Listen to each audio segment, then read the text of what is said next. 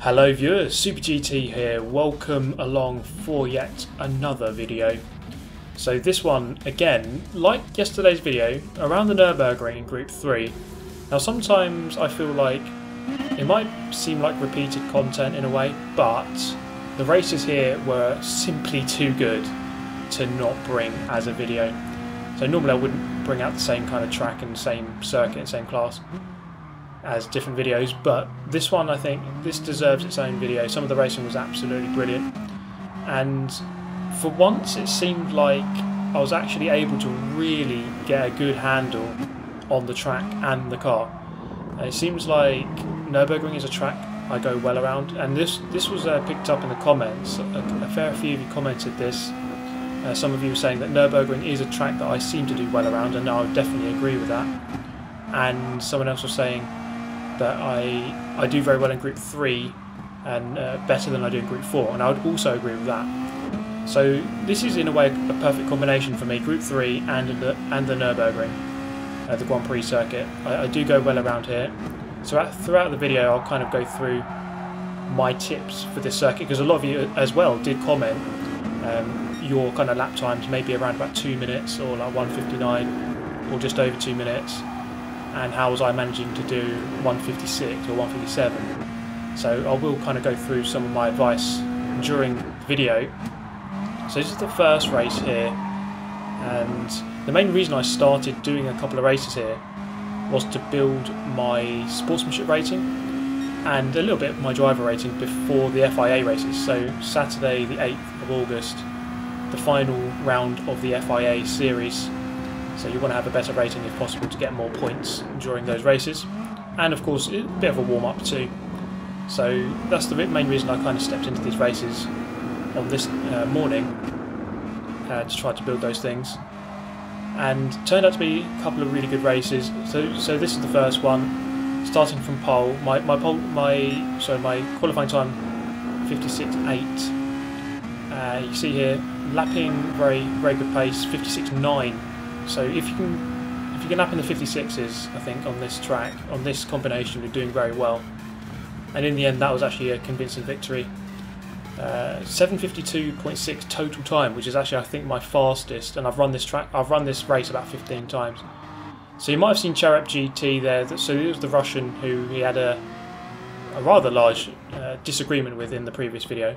Now I'm not going to hold a grudge against him. You might be wondering why he finished so far back in that race, despite starting fourth. It was just that there, and I don't think that was anything. That was just a racing incident. I don't think the other guy did that on purpose. I don't think Cherep did it on purpose. We go again though, once again from pole, with the Dutchman behind. So the Russian there in third. So quite interesting here that we got the Russian there. So we had a very big disagreement in that previous video. He was in the comments. We did talk about it quite a lot, but I'm not one to hold too much of a grudge, and I was just hoping at this point here that he wasn't as well. And in that previous race he didn't really do too much, and this time he's going to be a lot closer. He's in third, so we're just kind of hoping that the race goes smoothly despite the disagreement. I think in racing, it's happened in real life for me too. You have a disagreement with someone, and I suppose you could say this is the same in real life. You have a disagreement with someone, but as long as you clear the air at the next sort of meeting, so we've gone away, we've come back here for the next set of races, as long as you can just get on with the racing, then it's not much of a problem. So here, back at the Nürburgring, the next day after the crashing and the disagreements, if we can just have a good race, then it doesn't really matter about what happened before. So Cherep actually moves up into second, so that kind of brings the pressure onto me. As you know, obviously I still want to beat him, still want to win, and we're going to take a perspective from him, because sometimes I actually quite like to watch the way that I drive from someone else's view, and I suppose there's no better person to do it from than Cherep, who we had that fight with around this actual corner here, interestingly. So let's see how we perform here in comparison to each other. So we've got my perspective on the top right of the screen, and you've got of course his perspective. Sorry for the replay camera, I don't know why they insist on having these black bars at the top and the bottom of the screen. It really doesn't make any sense. You should be able to get rid of them, but you can't. So that's another thing I hope they get rid of in a future update. I don't think they will though. So interestingly, a bit of a difference there. He goes in more narrow into the final turn. I sort of go onto the curb on the left hand side on the entry to kind of get a better run on the way out. Just moving across slightly to try to break the slipstream, but he does follow me all the way. And then coming to turn 1, I think this is where you can see the slight performance difference in the brakes. You see he does definitely close up on the brakes. Goes a little bit deep, but I think on the whole, gaining. The Atenza, good car on balance, but maybe the brakes not the absolute best aspect of the Atenza. I did feel as though I was very, very controlled in that car though. The only problem really was through this corner. On traction, I think maybe the 911 is a little bit better, which is why through that corner I think the 911s were slightly gaining, or coming out of turn 4 that is, and maybe through turn 5 is the left hand and this right hand is turn 6. Coming out of here as well, big traction zone, you're still turning while trying to accelerate, so it can be difficult to kind of really get the throttle down. But you see I've actually done a better job down into the hairpin, Cherub actually dropping off a small amount. And then again another big traction zone, and an important one because you're coming out onto the Schumacher S and you're going uphill, so you need to get on the speed as much as you can. And Cherub actually goes in a little bit too early, just grazes or kind of has to turn away from the apex mid-turn, and I think he's lost a couple attempts. You see I've just driven away slightly. The gap definitely bigger now than it was at the beginning of the lap, or as it was one lap ago. And then onto the back straight. Just beginning to pull away. I think the Atenza, once I'm out of slipstream range, that's a good thing of course, and I'm about a second away at this point here, so I'm not really pulling him along at this point here. So through the chicane you've got to really maximise that as much as possible. I think we've both done that. And then into the final turn again, he takes the slightly more narrow line, which I think compromises him on the exit, but on the whole I think it's about the same time through that corner, but he just compromises him down the next straight. So setting fastest lap there, 57.2, quite a good lap time. If I can do low 57s or just dip into the 56s, then I think you're doing very well. My qualifying time 56.8, so anything close to that and you've done a good job. Third lap was a 57.0, so setting a very fast pace and couldn't quite live with it. In the end, coming across the line to win. Now I'll say again, we had a disagreement, but I don't think I could turn him over on that argument. He's not going to budge on his opinion, so I'm not really going to lose sleep over it. So this is the next race. We've got Jay Adams there on pole position, but then by the time the race loaded, he was gone, so we all moved up a position. Now Jay Adams is a very, very fast driver. I think he's, at the time of speaking, top 15 in the world, or sorry, in the region, in EMEA for manufacturers, and top 30 for nations. So he's a very, very, very fast, well-known player. So it would have been good to have a race against him.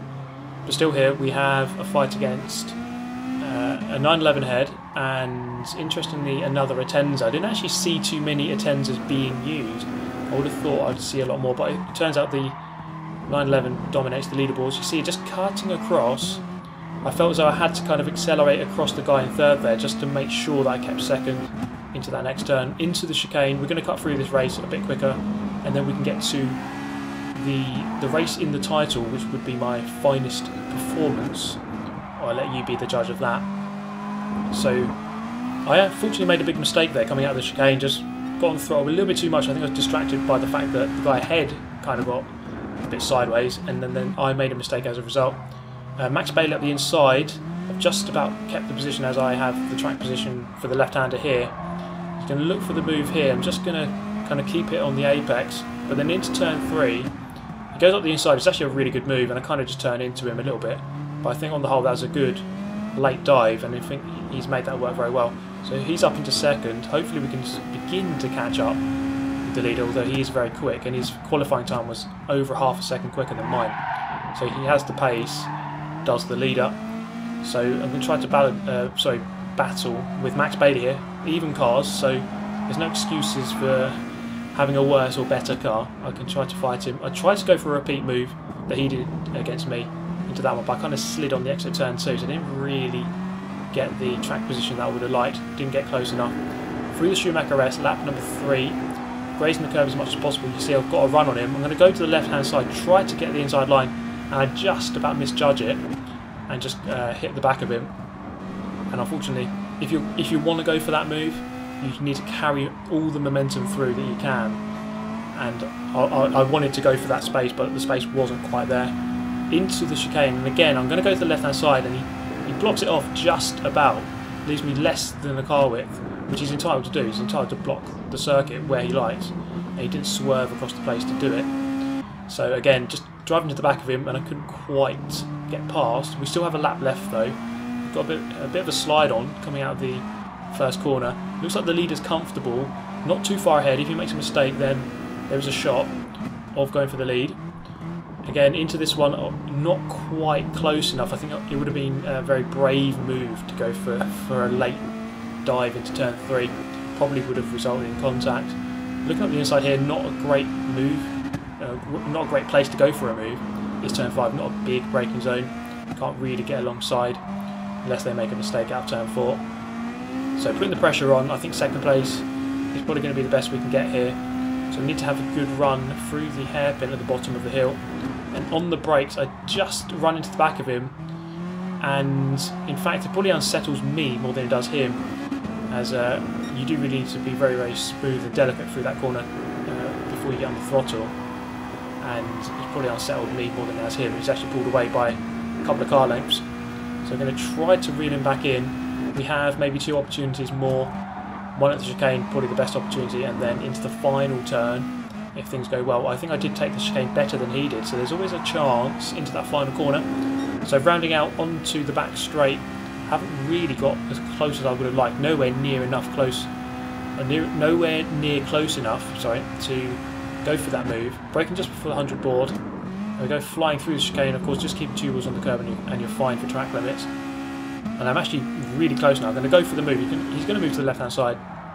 The space opens up, and I couldn't quite get on the traction. He had sort of the outer line, which is, you're steering less, so he can actually afford to get on the throttle a little bit earlier. So it was a good battle, finishing 3rd in the end. So on the whole, moving down from where we started, but it was a good race and a good battle. So quite happy with that one. Now this is, I think, one of my better performances in this game. I'd like you to be the judge of it. Jay Adams is there on pole position. So Jay Adams, again, I've said his sort of statistics. He's very highly rated, very good player indeed. I've raced against him a couple of times in FIA, and he absolutely slammed me. He didn't hit me off. I mean, he just beat me by miles. He didn't quite send me to the Shadow Realm, but we'll see how this one develops. So looking around the outside, I felt like this was kind of a good technique actually. Unless you could easily get dive bombed, but you kind of hope the person behind you is kind of sensible, and in these races it kind of was like that. The people, I think, on a day before the FIA races, or the same day, people are going to be quite careful trying to build their SR and DR. So the quality at the front of the pack was actually quite high. So Jay Adams actually losing a position there. He got a bit wide through turn 3, and David there is actually going to nip up the inside and go up into the lead. So the fastest person, technically the fastest person on the track, is now in 2nd, just ahead of us, both in the Porsche. Now the Porsche 911 actually dominated the leaderboard. So on Monday, when these weekly races first came out, the WRX was actually the fastest car, but then the 911 are now actually taken over 9 out of 10 of the top 10 slots on this leaderboard for this track, for this class. So it's clear to me that the 911 is the fastest car, although the Atenza I don't think is too far off. I think it's actually very fairly matched. I think on traction the 911 maybe just a little bit better. Coming up to this back straight, Jay Adams just grazing the gravel. He doesn't lose too much time actually. Really trying to maximise the track width as much as possible. You do really, on the exit there, need to run 2 wheels onto the AstroTurf to really get the best exit. Into the chicane, they actually both go fairly deep. I'm going to look for the cutback as we exit, kind of similar to the final lap of the previous race. Not quite going to happen though. They kind of take a more narrow line. Maybe that's more suited to that 911. So now onto the main straight, into the slipstream. Perhaps too close if anything. You can't quite pick up as strong a slipstream from this close. You need to be a tiny bit further back. looking up the inside, and I do get on the brakes just about the right time to hit the apex. But again, similar to my approach on lap 1, sometimes the outside is better through turn 1 because you get the inside for turn 2. And I'm going to get, again, look for the inside here. You can get that cut back. Jay Adams just sweeps around the outside to keep the position. He's going to have the inside then for turn 4. So it's interesting combinations through the first sector at Nürburgring. Turns 1 and 2, a right and then a left, and then a left and then a right through turns 3 and 4. So sometimes you're kind of fighting for the correct track position for the second corner, not the first one, and then you can kind of exit ahead of your opponent.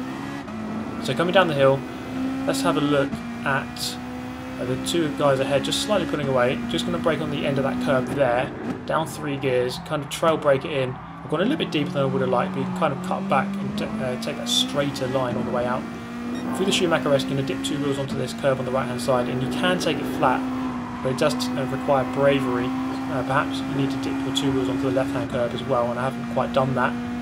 So David actually getting a 0.4 second penalty, interestingly. Not many penalties being dished out for this race, but he's managed to pick one up. I suppose it wouldn't be a Gran Turismo Sport video without a penalty being dished out at some point. Jay Adams all over the place, once again getting very wide on the exit of that chicane, and he's going to lose plenty of momentum. David goes back through. I'm going to go back through, up into second, looking around the outside now into the chicane for the second time. You see here just how close we can run each other without making contact. Really good driving. Bit of a bump on the way out, but nothing too sinister. David moves to the inside. Not sure why, I think to serve his penalty maybe. And I'm going to sweep around the outside. I've gone from 3rd to 1st in maybe 20 seconds. And here we go then. Let's analyse this lap. Under pressure from Jay Adams, I'm going to move to the right hand side. I want him to go to the left, and he does. I thought he was going to be on the inside. Braking on the 100 board from just before, where there's a change in the tarmac on the left hand side just before the 100 board. So keeping in 3rd gear here, just waiting, being patient, and then accelerating out in a straight line, and just before you get up to 4th gear, then shifting down into 2nd, keeping a nice tight line, accelerating out in a straight line for a very quick burst, then back off the throttle on the apex, and then maximising the track width on the way out of turn 4. Coming towards turn 5 then, looking for the end of the cut through on the right hand side there, get on the brakes, down the gear, and keep it to the left if you can on the exit, and try to avoid that curve if possible, just maximising the track width on the way out. It's really about the balance between getting on the throttle and keeping your car straight. If you're turning the car too much, you can't get on the throttle too much. So you do need to start throttling only once you've got into a straighter line. So you see they're just straightening up the exit. If you kind of replay that, you can see that I straightened the car and then accelerated. That's the best way to avoid wheel spin, because I'm using 0 TCS through the Schumacher-esque, pulling away slightly from Jay Adams. So we're under pressure here from one of the best players in the game, if you consider it like that. You know, well inside the top 50 of players in this game, which is it's an achievement, and it's a very hard, daunting thing to kind of keep that kind of person behind you. So winding round the kink up into the chicane, looking for the 100 board. We're going to brake just before it, and again aiming kind of to keep your car, the centre of your car, on the edge of the curb, and keep 2 wheels on the curb at all times, and you won't get a penalty. And just braking just at the end of this kind of there's a load of mud on the left hand side. You brake at the end of it, and we get a nice exit onto the final lap of the race. Setting the fastest lap there is actually a 56.9, a very good pace, and you can see just how close Jay Adams is. So despite setting a 56.9, Adams has actually managed to kind of keep up with me there. He didn't have the best second half to the lap, maybe lost 2 tenths, but still setting the low 57s to keep the pressure on. So with 1 lap left, can I close it out, or will I be an ultimate bottle job once again? Because, you know, bottling it is very frustrating, but this race I felt so at ease with the car and the track. I really felt in the zone. I felt like I knew what I was doing, and I felt the pressure, but I felt as though I kind of could replicate exactly what I wanted to do on every lap. So I didn't feel too bad. I felt actually quite composed at this point. Coming down towards the hairpin once again, you see they're trail braking in. Nice entry this time around, and you're squaring off the exit to get a good acceleration. Can we take this corner flat out? We're actually gone purple once again. We're on schedule to beat a 56.9 by over a tenth. got through the Schumacher rest beautifully. He's still there. You see just how close he is. This is the thing about the best players in the world. Even if you've put in the best lap, and I'm putting in a really good lap here, he is still right on me. If I make one more mistake, he's going to go past. And that's the thing with the best players. They will keep up, and they will keep the pressure on right the way through to the end. I've got basically 2 corners left, or 3 corners left, into the chicane, breaking before the 100 board. We're going to throw it in, hitting the apex, first one and the second one. We've got the job done. 1 more corner remaining. He's still there. He's not going to be within range for a move. And coming around the final turn, I think that closes out one of my finest performances on Gran Turismo Sport. Not many mistakes being made at all. We've gone from 3rd to 1st to win the race up against some stiff opposition, setting a 56.8 on the final lap. Jay Adams actually doing a 56.7. I suppose slipstream assisted to an extent, but still 56.7 in that race, and I just about managed to keep that calibre of player behind me. So for me, I think that's quite an achievement, especially for a chase cam controller noob like myself. To do that was pretty staggering. But there you go, guys. I thought that was well worth bringing to you today. I hope you enjoyed it, even though it might have been very similar to yesterday's video. But that is it. Thank you very much for watching as always. That's my 53rd victory, so things are going well at the moment. I do hope you enjoyed it. Subscribe if you're new to the channel and would like to see more. And if you did enjoy, do consider hitting the like button. Anyway, thank you very much as always. I shall see you next time. Goodbye.